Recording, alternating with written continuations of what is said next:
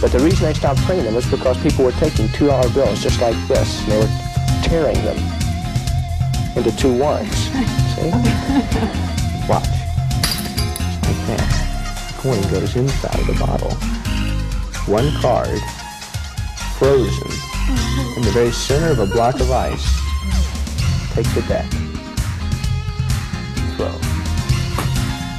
And 1 card sticks in the center.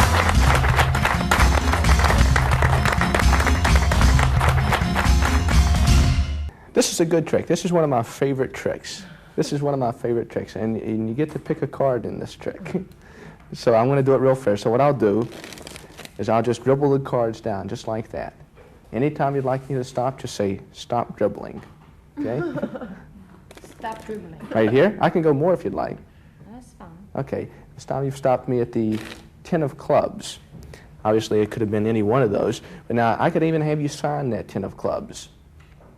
But you might think that I'm a forger. So rather than have you sign that 10 of clubs, I want to tear a corner from it. I want to tear the corner from this 10 of clubs.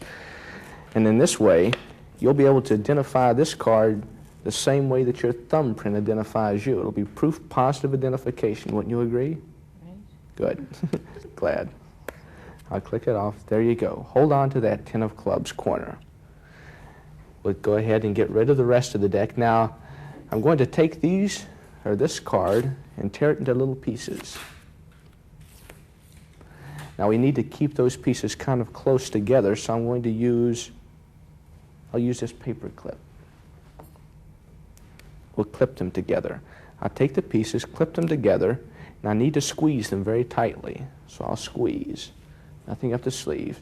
If I squeeze just like that, every single one of those pieces vanishes, leaving only the paper clip behind to show that the pieces had ever been there at all. Now, I could reproduce those pieces one at a time if I wanted to. Maybe you just think I was hiding them from you.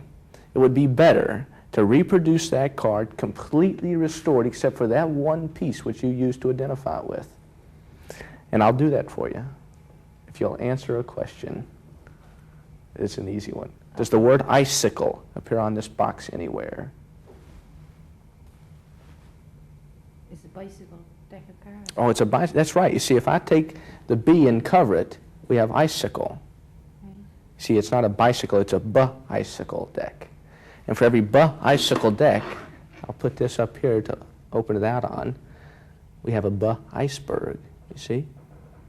1 card, frozen, in the very center of a block of ice. Now, one thing is important is that you notice that it's not frozen on the bottom, it's not frozen on the top, it's actually in the very center of that block of ice. But one thing is crucial, and it's that corner. See, if that corner doesn't match that card exactly, then the trick is a farce instead of a miracle. See? Because it has to come directly from that card. Are you ready? So what I'll do is I'll chip the ice from around that corner and ask you to confirm it. Was that the corner torn directly from that card? Yes, it is. How about that? You can put this in your purse and take it home Thank with you you. very much. How are you? Fine, thank you. It's a good seat, isn't it? It sure is. See better from back there. Well, it's a pleasure to be with you all, and I have something, well, perhaps I should have prepared this well in advance, but this is something that I came up with in the past couple of days, and I think you might be kind of interested in. I came up with it and I was having lunch. And I think about magic a lot, and I thought, well, I'll do a trick with everyday objects, something that I used, for example, when I was having lunch. And maybe it's just the way that my mind thinks, but I came up with a very simple plot, okay?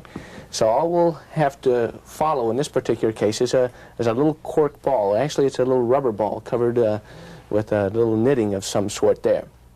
Now, the plot here is really very simple.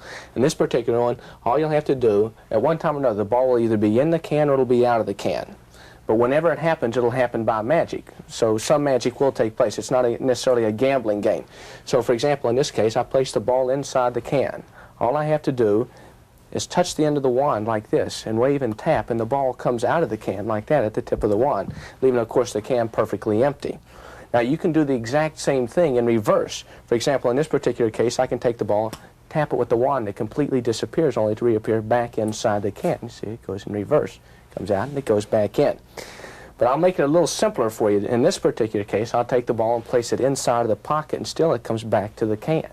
I'll even put the lid on top of the can like this. I'll place the ball in the pocket.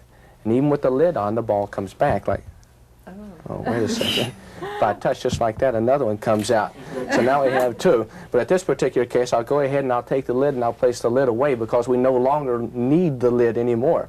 You see, despite the fact that the large balls came out of it, just by casting a shadow over the can, just like that, the hermetical lid once more returns right down here, as well as the sausages, proving it's not only a good trick, but a decent meal.